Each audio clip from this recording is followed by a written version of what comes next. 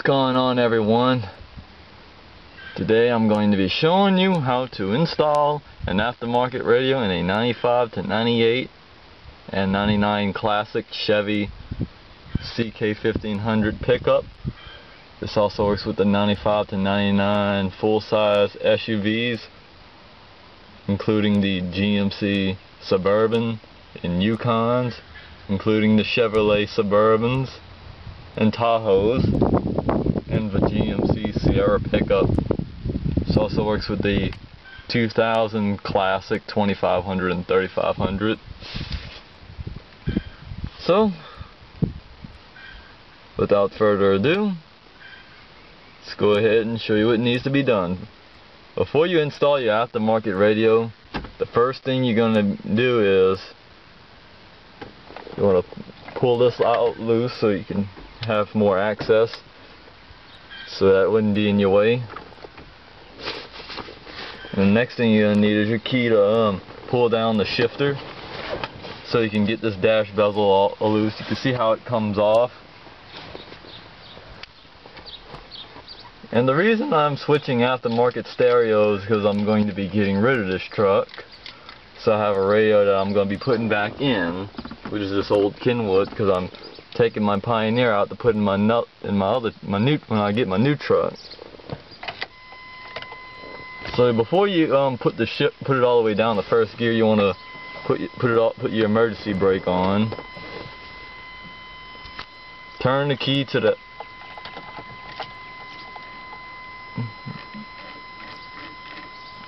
I just went ahead and turned the volume down so no music would be playing. And try to silence that buzzer a little bit. We're going to go ahead and put the steering column all the way down.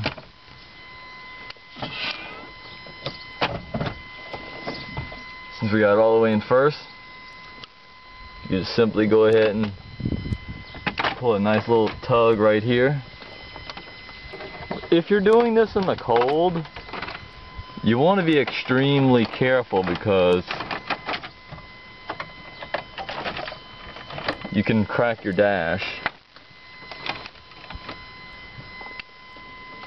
And let me get something there's something we gotta disconnect. What's keeping us from taking this dash bezel loose? If you have a 97 and up, you're gonna have to disconnect this little airbag switch. And if you have like a 95 to 98 or 99 classic CK1500, you'll have to disconnect this cargo lamp. And you can take out this headlight switch by disconnecting this little harness in the back right here. But here's another way where you can just pop it from these little tabs, pop it free. I usually like taking out popping the tabs for the head switch, which requires two hands. So let me go ahead and put this down for a moment.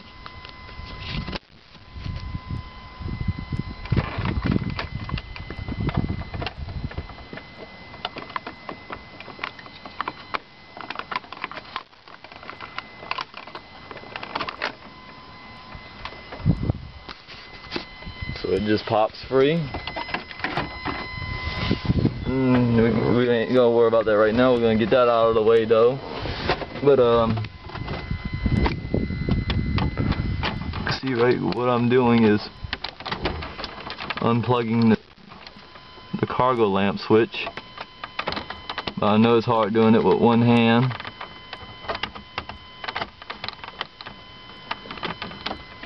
You get the idea. At least I'm trying to show you guys that I'm taking off what needs to be taken off just to get to this.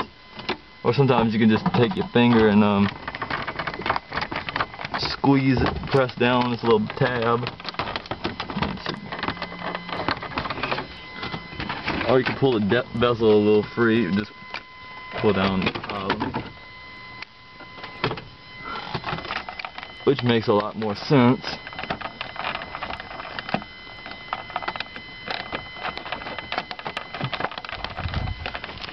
I know it's hard doing it one.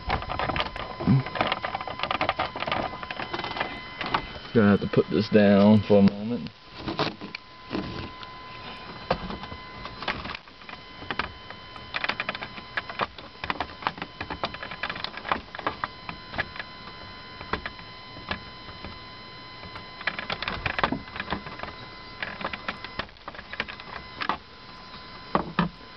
Yeah, it takes a little bit of play.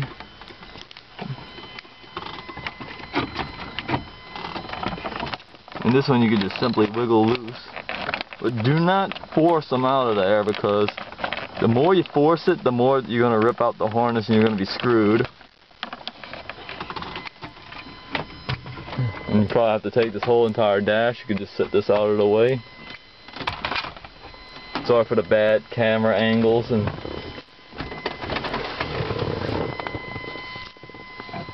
we'll just headlights switch out of the way a little bit. And we'll go ahead and shut this door. Then you can go ahead and put the truck back in the first gear, because we're going to be taking out this radio.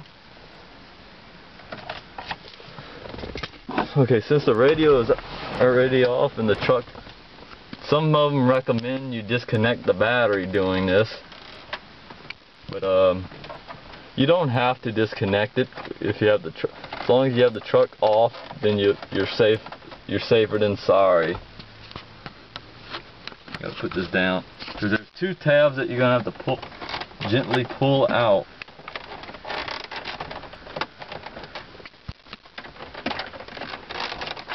Trying to do it with one hand. There we go.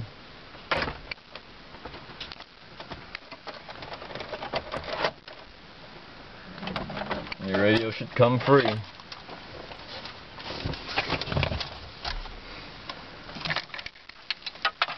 Just like that.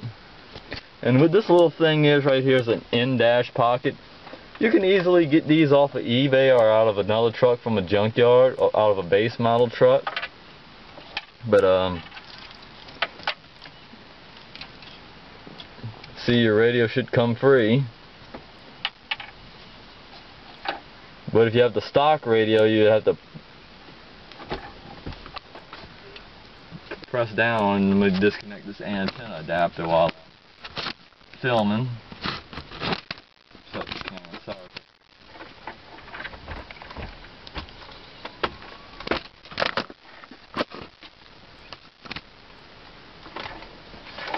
So let me go ahead and get my wire harness. And you can easily get these kits off of eBay. I just decided to get a nicer kit because I wanted something to look clean instead of looking like a teenager and stuff. Because I didn't like how this one stick out. But I'm not going to really worry about this one, because like I said, I'm going to be getting rid of this truck. So all you want to do is go ahead and connect your harness and the antenna adapter, and I'll be back with you. Alright, I got everything back together. Let me go ahead and shut this door for right now before I put everything back together. When you hook up your radio, make sure you test all your speakers, make sure it's all wired correctly, because if it's not wired correctly, something's not going to work. I had to make sure everything works. And the installation is basically the reverse of removal, but except you have a radio mount on the kit and you're just connecting up a harness and an antenna adapter. And yeah, these pockets are pretty neat to get rid of that useless CD player that go right here, or a cassette player, which GM at the time had both CD and cassette equipped in like the loaded models with an outboard CD player or tape player. Sometimes you can even just get just the pocket there in the fancier models, depending on what type of radio that General Motors decide to do. But I'm gonna go ahead and reassemble everything back, put everything back together for a conclusion. Alright, I got everything put back together like I said. It was an easy install for anybody who owns a 95 and up Chevy pickup. So yeah, this is what it looks like with the Kenwood back in there. For those of you who remember my previous videos when I used to have this Kenwood in here. This is the good old Pioneer that I'm going to be putting in the new truck, because this is a good radio. Now the reason why I wanted to keep this Pioneer, because it has USB and it still has the inputs like the Kenwood has, but I like the Pioneer because this one has more capabilities than that Kenwood. I was trying to make the truck look a little decent when I sell it, so whoever buys it could have something a little decent, even though it has a few little mechanical issues. So yeah, at least they'll have an auxiliary port instead of using some stock radio in here. And some of them might want to listen to CDs. But yeah, hope this video helped you guys out on installing and removing a radio on a 95 to 98 and 99 classic GMC Sierra and Chevy CK 1500 pickup. This also works with the 95 to 99 full-size Chevy SUVs, which is the Chevy Suburban, Chevy Tahoe, including the 99 to 2000 Chevy Tahoe Z71 and Tahoe Limited, and also the GMC Suburban and the GMC Yukon.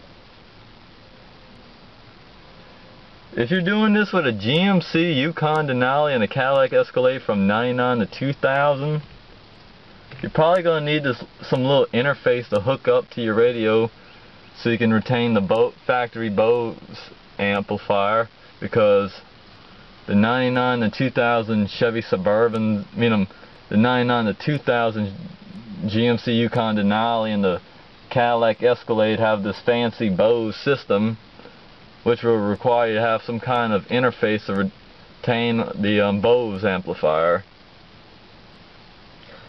I never seen anybody do it with the 99 to 2000 Cadillac Escalade or GMC Yukon Denali, but I know for sure this will work with the 99 classic Chevy CK 1500 and the GMC Sierra Classic, including the 2000 2500s and 3500s and the 2000 Tahoe Z71 and Tahoe Limited.